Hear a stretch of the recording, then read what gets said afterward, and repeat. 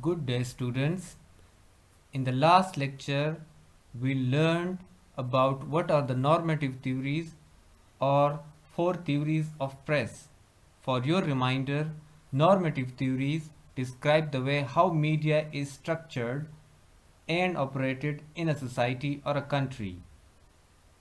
And the three eminent scholars divided it into four groups or four categories, which are authoritarian, libertarian, social responsibility, Soviet totalitarian theory of press. In the last lecture, we briefly discussed authoritarian theory of press.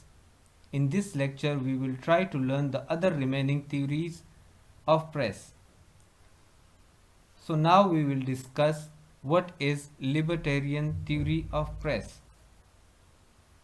On the opposite pole or the opposite end of authoritarian theory is the libertarian theory, which was developed or originated from the libertarian thoughts from 16th century in Europe, and of course was practiced mainly in the US from the writing of Milton, Locke and other general philosophies, rationalism or natural rights. The philosophy here is that the press should be a separate institution that belongs to the public and serve their best interests. Here the government has no say in how the media is run. The theory suggests that people are rational and their rational thoughts leads them to find out what are good and bad. Now the main features of this theory are there is absolute freedom of media where media play the role of watchdog and surveillance on the society or government. There is freedom of thoughts, expressions, information and individualism. There should be no censorship of any kind whatsoever. Media is an isolated body from the state or the government.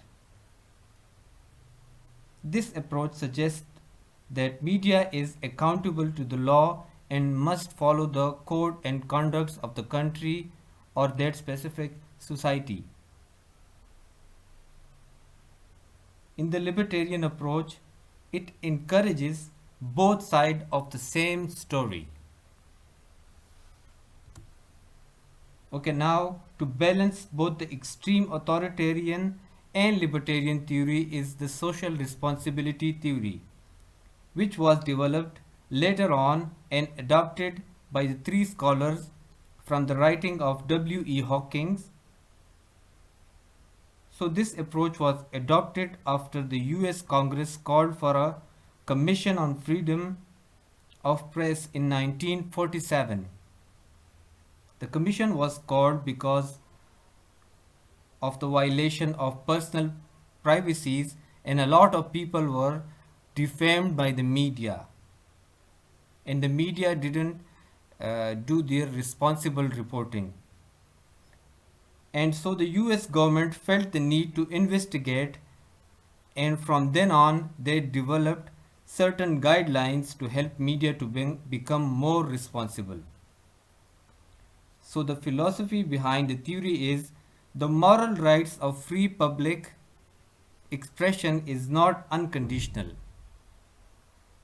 It encourages total freedom to press and no censorship, but it should be regulated according to the social responsibility and external control. Contents is also filtered through public obligation and interference. Basically, the theory incorporated some aspects of both the libertarian and authoritarian theory. With the emergence of this theory, professionalism in media started to be taken seriously.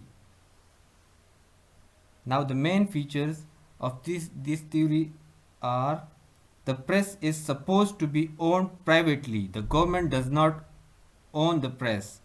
The private owners should publish within the ethical guideline and in a responsible way. In this approach, our theory suggested that media help in maintaining democracy, do not encourage authoritarian or communism approach. This approach suggests that media is not a part of government, it must work on its own. It has the freedom to do anything they want. Just do not work outside the ethical standard. Public are encouraged to participate through comments, response, and even write and get involved in all aspects of media's work.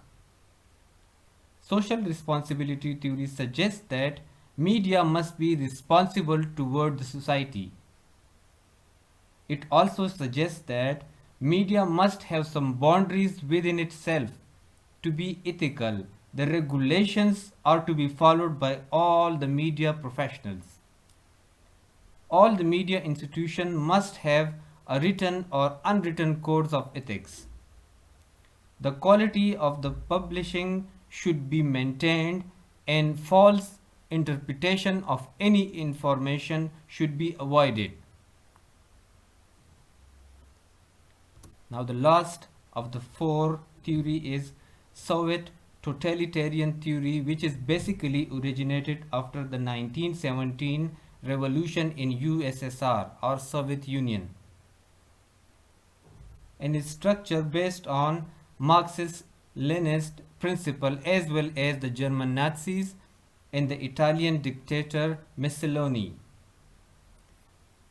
The philosophy behind Soviet totalitarian theory is the government media provide positive thoughts to create a strong socialized society as well as providing information, education, entertainment, motivation and mobilization. Positive thoughts means that they cannot tell you what's really going on. They will tell you only the good stuff, so that for you are living in a utopia or an imaginary society where everything is going right, which means human rights are not reported here. So the idea here is that it provides the information that the government wants you to know. Now the main feature of Soviet totalitarian theories are that the media main purpose is to act as a tool of government propaganda. The media followed communist ideology of governance and political system. Media was used to transmit propaganda and for transmission of social policies. Media was taken as a government instrument and owned by the state. Any criticism on the ideology is taken as a crime and will be punished eventually. It also helped the working class to work better and highlighted their problems and eventually made people aware about communism. Thank you so much.